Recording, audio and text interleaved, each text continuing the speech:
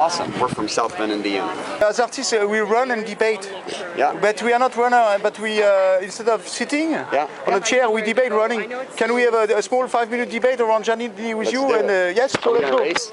No, don't make fun. Don't make fun with me. So, but we like to ask you: do you think everything is okay in the world now? I don't think anything is ever always okay in the world. What is an emergency for us artists to look at now? What is the most important issue we should look at as artists? Because now you're involved in this. I think, well, I'm not the artist, but I think people caring about people, being aware of other people and maybe focusing less on things that are, yes. I think everything is less important than people.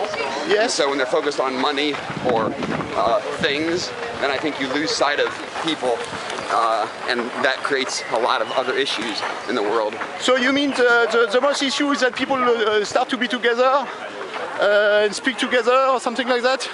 Maybe they stop watching TV, yes. switch off the internet? Yes, yes. Okay. I think just taking care of themselves first is a really good way to appreciate and take care of other people, because once you begin to be aware of your own body and take care of it, that allows you, I think, to have an enlightened or heightened awareness of other people and taking care of them. And then I think it starts in a small community of people being aware and taking care of each other. And then, just it's the ripple effect. Then you can affect the whole world.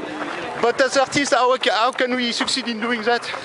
You think, from your experience now? I think it's an awareness, and I think something like the statement that the artist is making at the pavilion makes people aware of.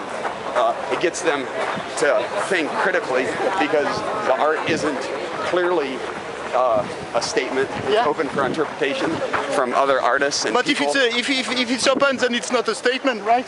Well, I think it's. No, well, that's correct. I think that's true with all art. The artist has an intention, but I think that people have their own interpretation, and so the statement is, here are some things like sport and art and military. Consider all these things, and I think people have an enlightened or critical view of it, and that causes them to think maybe some things they weren't thinking about previously. But do you think this really works, or it's a bit fake, you know? I think, What is your opinion? I think anything that gets people to engage and to think about something is powerful. So it depends, it then falls on the people to do something about it, and depends if what their level of awareness is, or their willingness to do that, to do something with their thoughts. And so that's also an issue, is people's willingness to do that. Perhaps they're going to come and they're going to see it and be aware, and then they'll walk away and never think about it. Hopefully not. But maybe the artist is not good enough to provoke that. He's not athletic or elite, or he's too lazy. I don't know. I think this is a pretty powerful statement between audibility and visually, and the ground shaking, and the obvious size of everything, and intermixing everything. I think it's a very, I can't imagine it being more powerful. You say you're engaged with also military, or?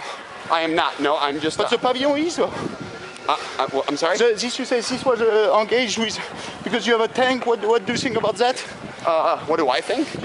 I think it's a great melding of, military is always a political issue, good or bad, or how people perceive it, or what their opinion is of the military. And so when you meld the Olympic spirit and working out the health of one's body with controversy of military, which again, no matter how you feel about it, it's scary as well, no?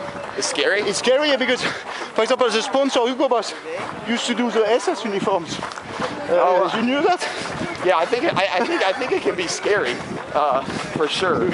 But it's I don't know. I think it's causes people to think. So it's hard to say if their interpretation is scary or what the interpret. But I wouldn't think it would be good for the artist to tell you what his statement was. I think he wants to present it, and then you interpret it. And you walk away with what you believe.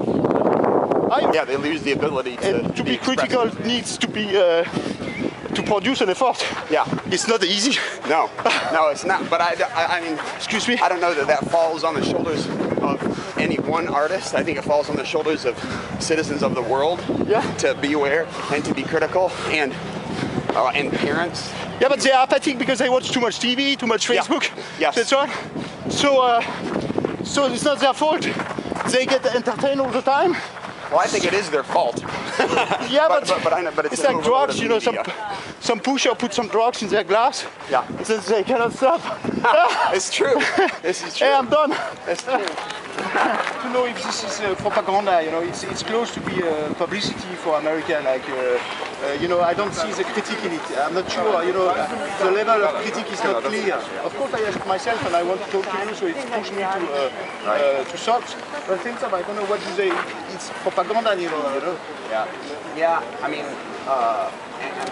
that's the difficulty, I think, with reading or listening to anything. And obviously, if you're watching Fox News, you know what you're getting. But even, you know. But here you think you get critique because it's Biennale. You say this is critical, but I'm not sure it's critique anymore. The context is Biennale, it's not Fox News, so I think they are critique. But now I'm seeing maybe they are not. I mean, I speak with you, I'm very delighted, and now I like the piece because I speak with you. Oh, good. But before I was suspect.